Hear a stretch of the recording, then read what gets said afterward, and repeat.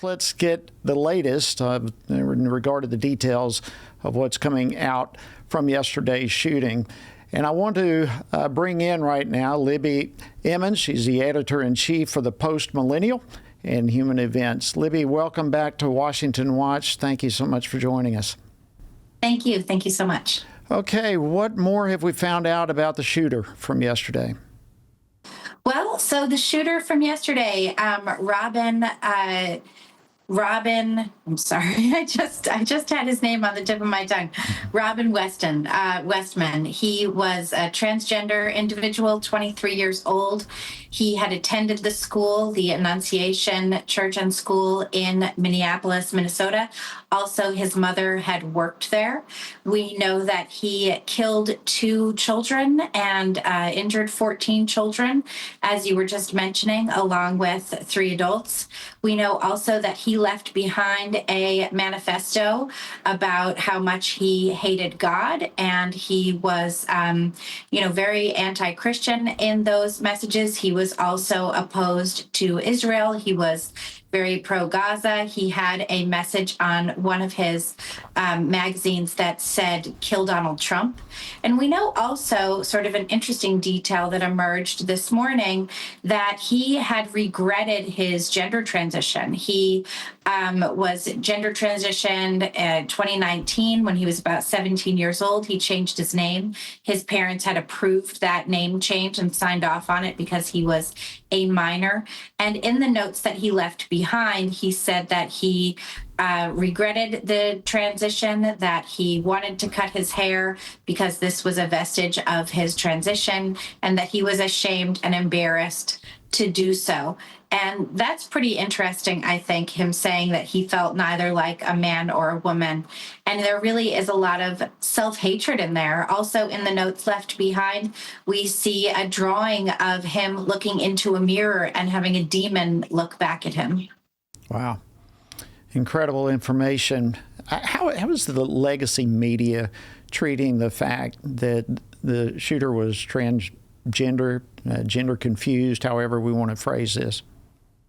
Yeah, that's an interesting point as well. As soon as just within minutes, of the shooting in Minneapolis, we saw Mayor Jacob Frey coming out on the scene. He was giving a press conference, and he was speaking about how important it is not to vilify the transgender community.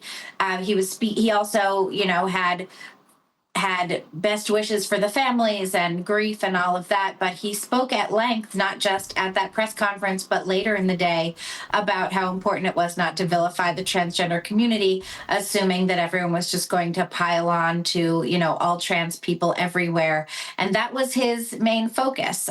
Jen Psaki was speaking about also how thoughts and prayers were not relevant at this time, as had Mayor Frey. And you also had Jake Tapper talking about, how it is important to stand by trans people. You also had the New York Times going at length to use female pronouns. Now, what's interesting about the media that has been going above and beyond to make sure they're using female pronouns for this man is that he was saying himself that he regretted his gender transition. So one wonders if he would have wanted that in the first place, not that his preferences have any bearing on anything at this point because he's this horrible killer.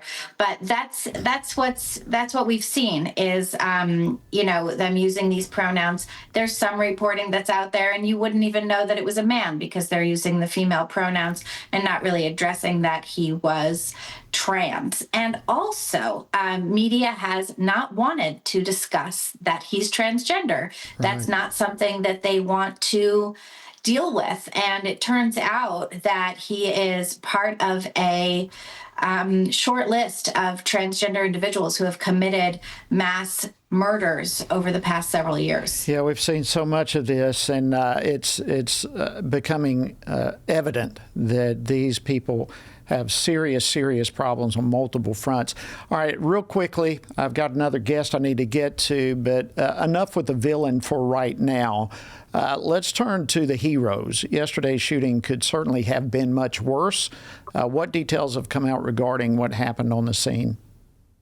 Well, we've heard a lot about officers who were rushing in to save children, which was really a stark contrast to what we saw at the Uvalde school massacre a few years ago, where officers were holding back. And there's been a lot of praise for the first responders on the scene. One thing that really struck me was there was a young boy who was talking about how when the shots rang out, he and his friends dove under the pews. This was just a fifth grader. And he said that his friend shielded him from the bullets, and his friend actually did take a bullet in the back and was taken to a hospital. Hopefully he will be recovering. But there was a lot of praise for the first responders there. And after that, too, I think that a lot of Catholic schools are probably going to consider having police officers on the scene, maybe for the whole day, to prevent these kinds of things from happening. Thank you so much, Libby Emmons, editor-in-chief of the Post Millennial. I appreciate you joining us today on Washington Watch.